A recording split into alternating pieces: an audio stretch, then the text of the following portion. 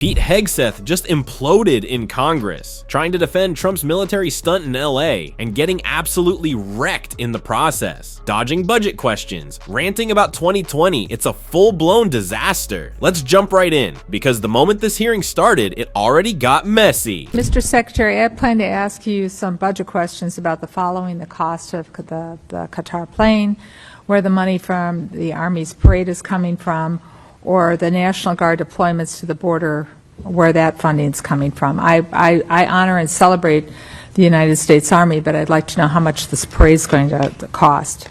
I have sent the department letters on several occasions on this, and I'm still waiting for a response. But then something else happened this weekend, and it needs to be addressed, and that is the President's premature and escalatory decision to deploy not only the National Guard troops to Los Angeles, but active duty Marines as well. Mr. Secretary, we're both from Minnesota. I was in the Twin Cities during the riots that followed the murder of George Floyd. Tens of thousands of protesters took to the streets for days. Governor Walz made the decision to call up the Minnesota National Guard. At no point did we need the citizens of Minnesota request that the Marines be deployed. Our state and local law enforcement, along with our National Guard, who have worked on crowd control, they were more than enough. They were more than capable of handling this situation. History has proven that law enforcement and the National Guard are more than capable of handling situations more volatile than what happened this weekend.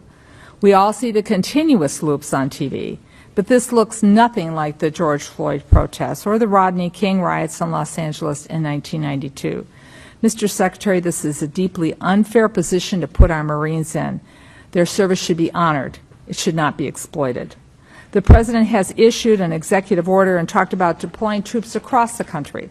Los Angeles County has 17,000 law enforcement personnel, and the state of California has 24,000 National Guard troops.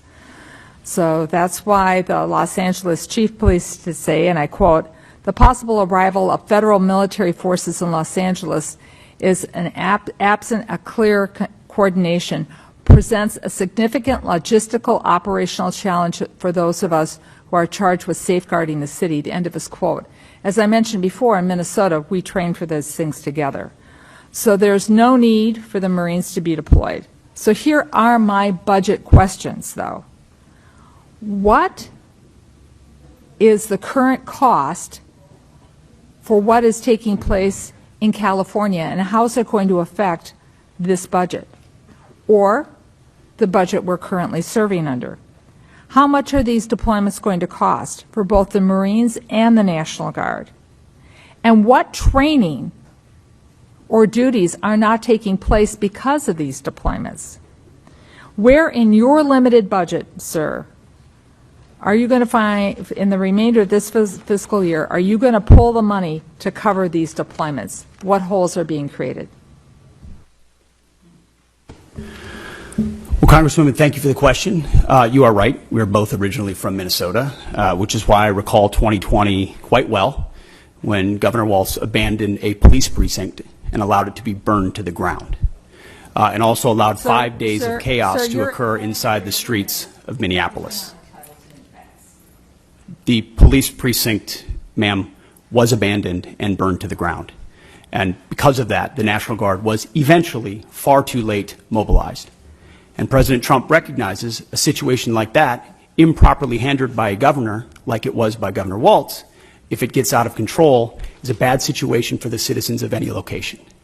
So in Los Angeles, we believe that ICE, which is a federal law enforcement agency, has the right to safely conduct operations in any state and any jurisdiction in the country, especially after 21 million illegals have crossed our border under the previous administration.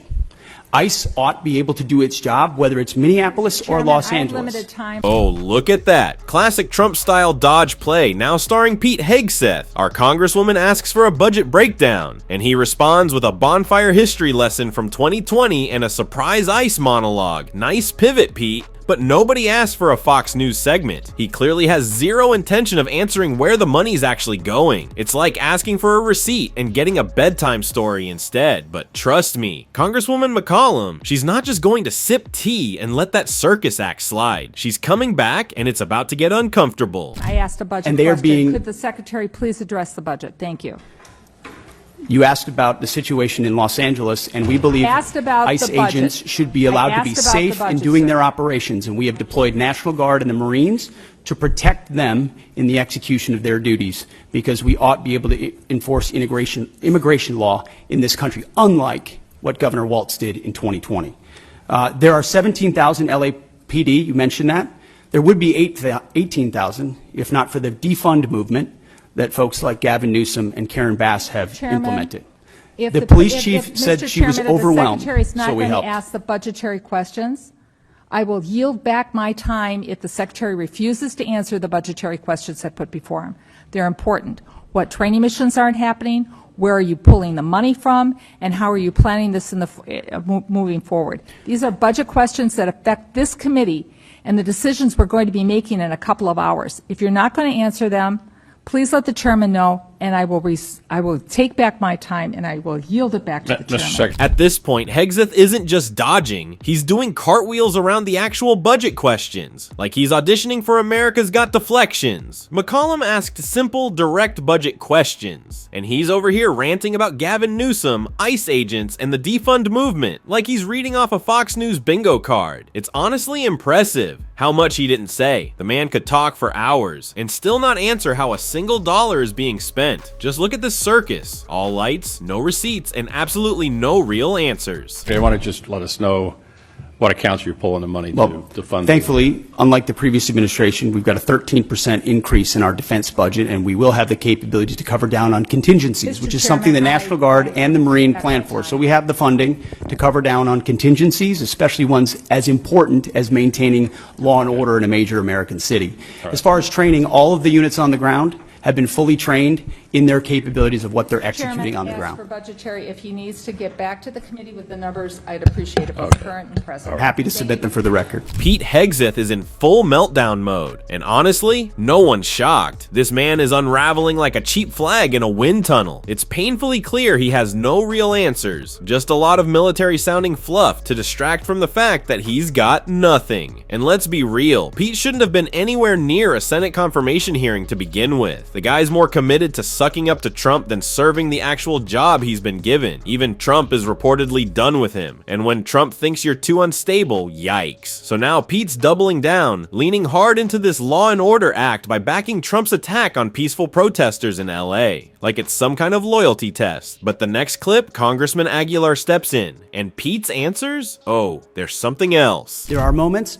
where you make do as best you can temporarily, but we are ensuring they're housed, fed, water capabilities in real time from my office, because I care that much about the California Guard and the Marines and the men and women who are supporting our wasn't true ICE as of agents on yesterday, the so ground. you should check It's with your true office. every day, and that's a disingenuous attack that deployment last? misrepresents how much we care about our troops How and long what will they're the doing to deployment defend ICE agents. I'm not going to take the fact that we don't care about the troops. Nobody cares more about the troops at the top than this secretary and the Mr. chairman Secretary, and our how long will department. the deployment last?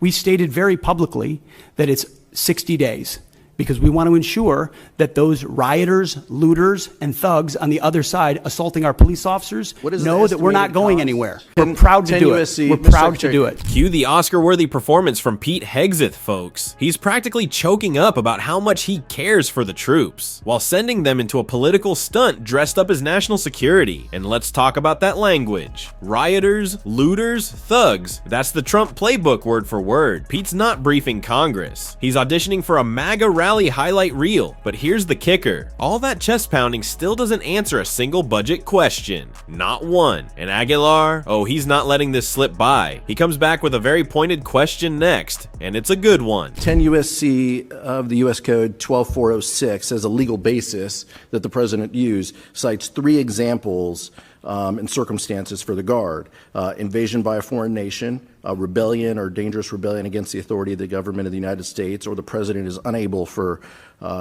with regular forces to execute the laws of the United States. Which authority is triggered here to justify the use? I don't know, you just read it yourself and people can listen themselves, but it sounds like all three to me. If you've got millions of illegals and you don't know where they're coming from, they're waving flags from foreign countries and assaulting police officers and law enforcement officers, that's the problem. The laws of the United States? No, the governor of California is unable to execute the laws of the United States. The president, you said all The three governor apply. of the California has failed to protect his people along with the mayor of Los Angeles, and so President Trump has said he will protect our agents, and our Guard and Marines are proud to do it. The law also says, Mr. Let's be very clear about what's happening here. Donald Trump and his lapdog Pete Hegseth are desperately trying to manufacture a crisis big enough to justify a military-style police state in Los Angeles. That's the play, because when you're failing, distract with fear. Hegseth doesn't even pretend to answer Aguilar's question, he just tosses out buzzwords like invasion, illegals, and foreign flags. It's pure right-wing panic bait, and his legal justification sounds like all three to me. That's the level of legal expertise we're dealing with, a shrug emoji in human form. Meanwhile, Pete's been busy texting war plans between swigs of gin, and can't even manage the Pentagon without his staff either quitting or blowing the whistle. But then, Rep. DeLauro steps in, and when she starts talking, oh, Pete gets nuked. In shipbuilding, and the challenge is our department under the previous administration squandered a lot of that. Please, I want your plan.